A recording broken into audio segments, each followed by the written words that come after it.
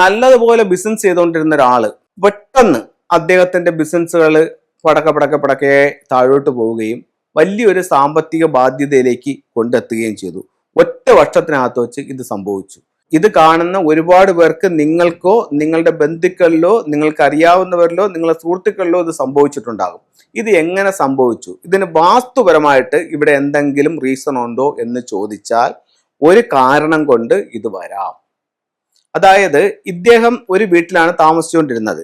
കഴിഞ്ഞ 5 വർഷം കൊണ്ട് ഇദ്ദേഹം അതേ വീട്ടിൽ താമസിച്ചുകൊണ്ടിരിക്കുന്നു. ഇദ്ദേഹത്തിന്റെ ബിസിനസ് സ്മൂത്ത് ആയിട്ട് പൊയ്ക്കൊണ്ടിരിക്കുന്നു. 6ാമത്തെ വർഷമായപ്പോൾ അല്ലെങ്കിൽ 7ാമത്തെ വർഷമായപ്പോഴത്തേക്ക് പെട്ടെന്ന് ഇദ്ദേഹത്തിന്റെ ബിസിനസ് എല്ലാം ഡൗൺ ആവുന്നു. അപ്പൊ അങ്ങനെയാണെങ്കിൽ വീടിന്റെ വാസ്തു പ്രോബ്ലം ആണോ കാരണം? അല്ല. കാരണം അങ്ങനെയാണെങ്കിൽ ഇദ്ദേഹത്തിന് ആദ്യം മുതലേ തന്നെ ബുദ്ധിമുട്ടുകൾ ഉണ്ടാവേണ്ടതുണ്ടായിരുന്നല്ലോ. അപ്പൊ അത് നല്ല രീതിയിൽ ഇദ്ദേഹം മുന്നോട്ട് പോയിക്കൊണ്ടിരിക്കുകയായിരുന്നല്ലോ. പിന്നെ ഇവിടെ എന്താണ് സംഭവിച്ചതെന്ന് ചോദിച്ചാൽ ഒരു കാര്യത്തിന് സാധ്യതയുണ്ട്. എന്താണ് ആ ഒരു ഒറ്റ കാര്യമെന്ന് ചോദിച്ചാൽ ചൈനീസ് വാസ്തുകലയായ ഫെങ്ഷുയിൽ അതിനൊരു കാരണം പറയുന്നുണ്ട്. എന്താന്ന് ചോദിച്ചു കഴിഞ്ഞാൽ വീടിന്റെ ഓരോ ദിക്കിലും നക്ഷത്രങ്ങൾ വർഷാവർഷം കടന്നു വരുമെന്ന് ഫെങ്ഷു പറയുന്നു. അതിൽ 1 മുതൽ 9 വരെയുള്ള നമ്പറുകളെയാണ് നക്ഷത്രങ്ങളായിട്ട് ഫെങ്ഷുയിൽ കണക്കാക്കുന്നത്. ഓരോ നക്ഷത്രത്തിനും ഓരോ സ്വഭാവവും നിർണ്ണയിക്കുന്നുണ്ട്.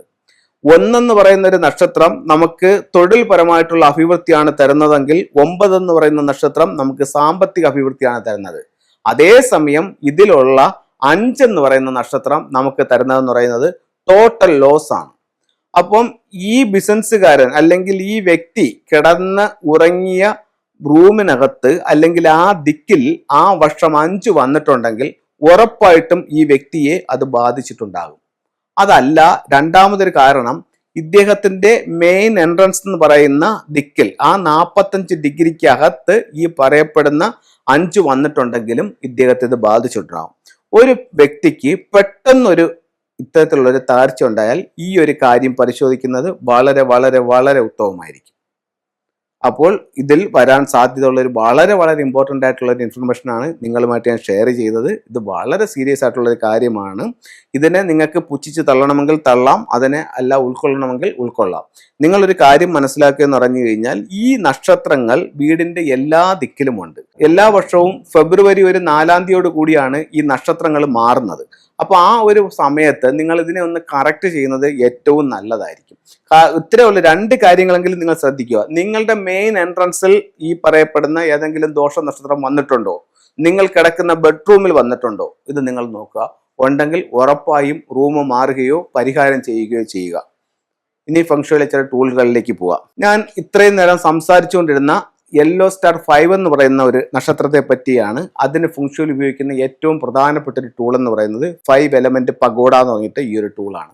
അപ്പം ഇത് ആ സ്ഥാനത്ത് വെച്ച് അതിനെ പ്രോഗ്രാം ചെയ്ത് ബാക്കി കാര്യങ്ങളും കൂടി ചെയ്ത് വെച്ച് കഴിഞ്ഞാൽ ആ ഒരു ദോഷം നിങ്ങളെ ബാധിക്കാനുള്ള സാധ്യത കുറയും. നക്ഷത്രം എന്തായാലും വരാതിരിക്കില്ല.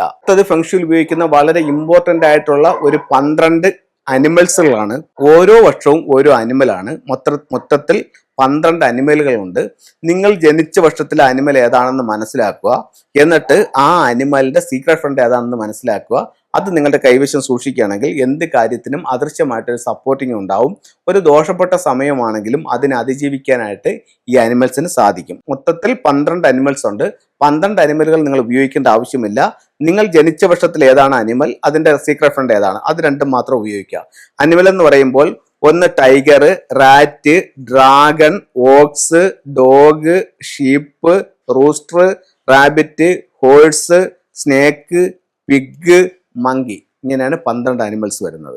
അപ്പോൾ എല്ലാവർക്കും എല്ലാ ഐശ്വര്യങ്ങളും ഉണ്ടാവട്ടെ എന്ന് പ്രാർത്ഥിച്ചുകൊണ്ട് നിർത്തുന്നു. നന്ദി, നമസ്കാരം.